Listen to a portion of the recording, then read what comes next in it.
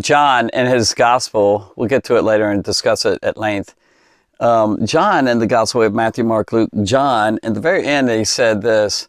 He says, Jesus said many other things as well. And I think he said many other things as well. We don't hear, we haven't heard, and we don't have written down everything that Jesus said. What's written down is definitely enough, sufficient to give us faith in who he is. And he says, if every one of them were written down, everything they did, like all the miracles and the healings, I suppose that even the whole world would not have room for the books that would be written. That's a hyperbole. Basically, it's an exaggeration, but it's like stacks and stacks of libraries, of all the stories. Like when he healed multitudes, like mass people, every one of them has their own story of what happened, how it caused their sickness or the demonization that was happening in them, and Jesus casts out the spirit. On and on and on, it would be going on. Same thing with the stories of Jesus and the parables. I think we have a wonderful record of these parables, definitely. It's sweet, and we have definitely enough of them. But I think there's far more if we really studied the parables of Jesus. Like we would, there's far more if we had that were not written down. Sorry, my train of thought went off for a little bit. Well, this next one is kind of the last one, sort of. There's 7 big ones that he mentioned in Matthew 13. It's a long discourse. It's one of the big speeches of Jesus. Remember, a lot of it he sat on the boat. Now, this one seems to be when he went privately. He did 4 in the outdoors with everyone. Then he went into the house and maybe spoke 3. Definitely the explanations, of the parables were shared by Jesus privately. Maybe this one is actually out there too while he was sitting on the boat, especially because this one is about a lake, a sea. And he may have said this while he was out there, but he may have also said it later. Matthew could have said, well, here's what he said out there. And then he said privately he shared these. And then here's some more that he said and went back to that. Or, that's my opinion, that could have happened. Or these are actually told to the disciples themselves. And this is a really simple one, but again, it has a profound meaning. Remember, a parable is saying something like a nice story that gives a comparison to something. It's compared together, kind of shares what's going to happen. And this is at the end time what he's talking about here. It's at the end time what's going to happen in the future. And so Jesus knew this, and he saw it, and he shared it with you and me. And in this case, the angels are again involved. The angels are very involved in our lives, by the way. But at the end time, they're going to be very involved in, let's tell what he says right here. Here's an example. He said, the kingdom of heaven is like, once again, he's speaking to them, and he says, it's like a net. It's like this, something like this.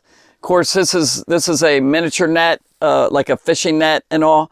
And there's at least 2 different types of nets that I know about. There's probably many more, just like a lot of other things, two different types of whatever, all sorts of stuff. Many different cars, many types of weapons, many type of this and all. So here's a net. One of the nets is like, what they would do is they would be in the boat and they would throw it out there. They would hold it, but they would throw the thing like this out. And there were a lot of times they had weights on the end of these, like lead or various things, kind of weights, so it sunk. And so they'd throw it out like this, and it hit the water, like it would hit flat on the water. And then they would jerk it or something, or they would go down, and the weights would come together. Now you've got a bunch of fish, hopefully, that got caught, and then they would pull it into the boat. We'll call it a casting net. That's what they called it, I guess, in those days. They casted a net. Now, this one he's talking about seems to be a different type of net, and it's called the drag net. And I'll explain that in a little bit. Let's go on and say what he said. He said, the kingdom of heaven is like a net it says that was let down into the lake. It was dropped down into the lake and caught all kinds of fish. It gathered all sorts of fish there. Here's a gathering again. Do you remember the wheat and the tares, how the angels came and gathered? This is a very good, strong parallel to that one, because the wheat and the tares is the end times too. And then what do you have? Remember the wheat and the tares? Go back into that parable if you didn't see that and listen to that one. And it shared how at the end time they grew together. Well, same thing like with these fish that this fisherman is going to catch. He's going to catch good and bad fish in there. Kosher fish that you could eat. Some of them are inedible. They're not good. It's not good to eat these, whatever the reason. And so he said, when it was full, now that's interesting. He casts out this net out there, or drags it, drops it down. And by the way, here's how the other net worked. What they would do is they'd take the net and they would, it's different ways. One is that they would establish, like take a pole or something and stick it into the ground in the sand and the beach. And then they would go out further in the water, and then they would go like this and let it drop. And what they'd have is weights on the bottom of this net, and the weights would go down and it would go down to the ground. And then they would go like this and take the net and quickly go over here and then come around. Now you've got a semicircle sort of thing, or like a door that hinges this way, and you drag it as fast as you can really quick so that the fish are kind of confused. They don't know what to go, and they land in the net. They run right into the net. The poor little guys, they get down there and they get stuck in the net. And they're going like this and they're dragging across the bottom. So whatever's down there, whether it's garbage that was dropped down there and, or something, and all the fish. So it says, what Jesus said is a fisherman does it and he gets a full net, and it comes in, and then they drag it up, like right up on the shore, on the beach. And anything there, all the fish would just come right onto the beach, into the sand. And then they said this, the fishermen would, or they, the group of helpers and workers, and this in time angels, it says, when it was full, the fishermen, they would pull it up on the shore. Then they sat down and collected the good fish in baskets. So they would take the fish and put it in vessels or baskets of some sort.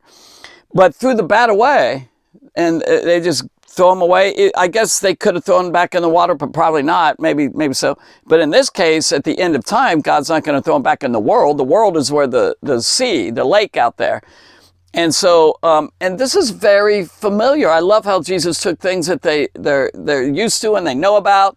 They knew about the drag net. They knew about the casting net. They knew about the fish in the Sea of Galilee. He's right there in that area. If he is talking in the Capernaum, in the house of Capernaum, he's sitting as talking to disciples. 4 out of the 12 are fishermen, so they really knew it, and they all knew this. I love it. He took familiar things and used it as an illustration of the end times. And the angels, and then he said, this is how it will be at the end of age. So they throw the bad away, they got the good. So they go through the fish and they say, well, this is good, this is good, this is bad, this is bad, bad, bad, good, bad, bad. And most of the time, it seemed like most of the fish were kind of bad in my studies of the Sea of Galilee.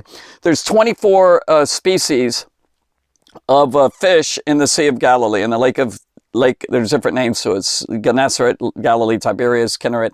So there's about 24 species. Some of them they didn't eat. I guess Jewish people didn't eat some of them because the Bible forbids certain things. Or maybe this is kind of a bad fish. Maybe it's too small to sell in the market.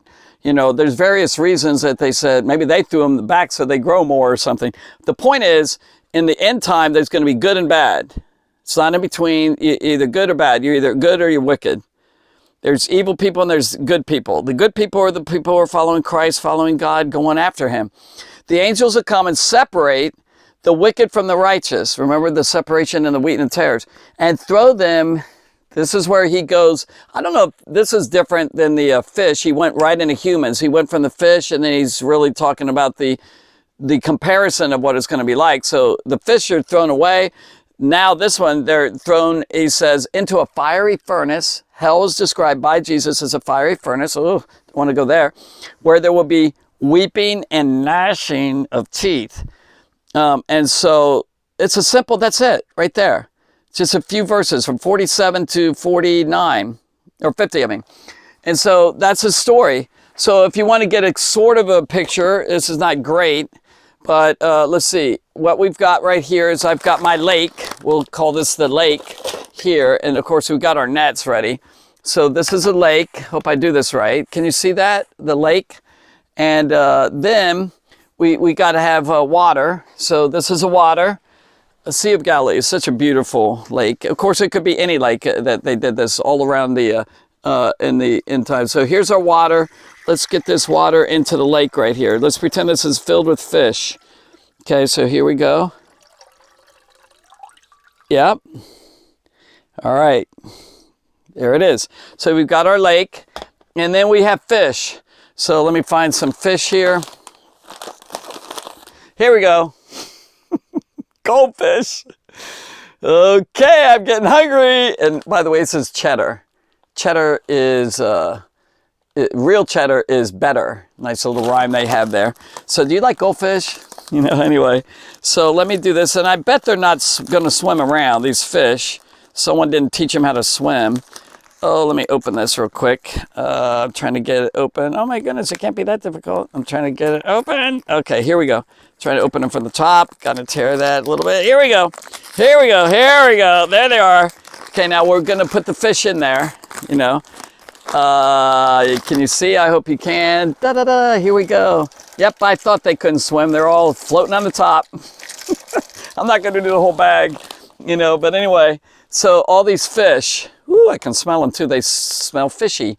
No, they're that cracker thing. Can you see the fish there? I think you can. Hopefully you saw that. And so we've got our lake with the fish. And then, and by the way, if you just look at them, they don't look that different, right? I mean, they don't. Like on the outside. So a lot of people seem to be decent people. People don't, you know, whatever. There's a lot of people that seem to be good. They're evil if they're living for themselves and they're not really living for Jesus. And so there's going to be a time when the angels come with their net. And so they put the drag net down there and they start collecting them, you know, like this. Now, I can't do it with this very well, you know, the collection. So what I'm going to do is I'm going to take this right here. I brought this and I'm going to get them out of this right here. So there, I scooped up some right here. Let the water drain. Boy, that guy's just hanging on there. He wants to go. All right, here we go. Get the water out.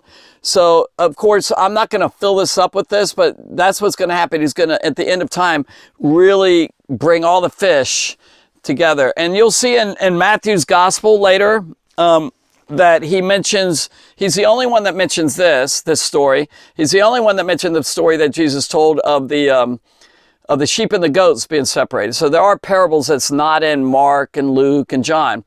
And so what he's going to do is take these, these are, let's say these are the good ones, and then he's going to take these and put them into, he's going to divide them. He's going to take these good ones and put them into the vessels. So, oops, get in there. Yeah, I hope I get this. Oops, I missed one, but he'll pick them. Oh, there's another one. I can get those later. Okay, there we go. So he's got these good ones right here. I'm trying to get that. Get out of there. Yeah, I got him. Get in there, drop him. There we go. So we've got this, and then we've got these. I'm going to put these in here too. Yep, here. And did I drop one down here? Yep, there he is. Wait, hold on, I'm going to get him. Hold on. Yep, there's a little fishy. There he is. Oh, he's got a nice little cute smile. Oh, he's saved. He's happy in God now. Okay, so there. He's going to put them in vessels, and these fish right here are representing the good fish that go to heaven, go with God. You know, they're going to be with him. So there's a division. Most fish won't come into these vessels. Which fish are you? Have you given yourself to Jesus? And so if you haven't, I think you need to pretty quickly. So I want to encourage you to give your life to Christ because someday that's it. The time is over and the fisherman comes and he's going to bring them all out. He's going to divide them there.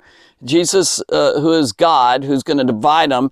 And then, well, actually he's going to fish them out. The fisherman pulls them out. The angels divide them, you know. So now's the time to make your division. Divide yourself. In other words, give yourself to Jesus and leave the old, leave the bad, leave the corrupt, and become a good fish in Jesus' kingdom, in his kingdom.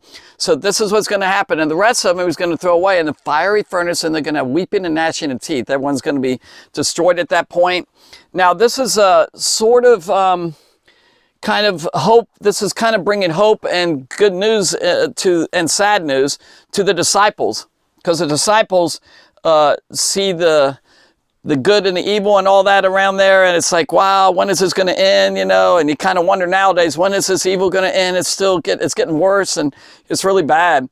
Well, Jesus gave us that parable, and it's a hopeful parable that, yes, there's going to be a time where he gets rid of the evil and he keeps the good. He loves the evil. He died for the evil ones, but they refuse to turn towards God. And so there is a time where the good is going to be divided from the bad. Just a really simple point, but it's kind of deep in that you want to make sure you're on the right side. You're on the good side. I think that's all I want to say about that passage. Yeah, she'll cast them into the, fire. I said that. Oh my goodness, it's the end of the age, the world, and the angels come forth and divide the wicked from the good. And so I hope you give your life to Christ. And remember this passage, the dragnet, the net that was cast out and divided them. All right, thanks for listening.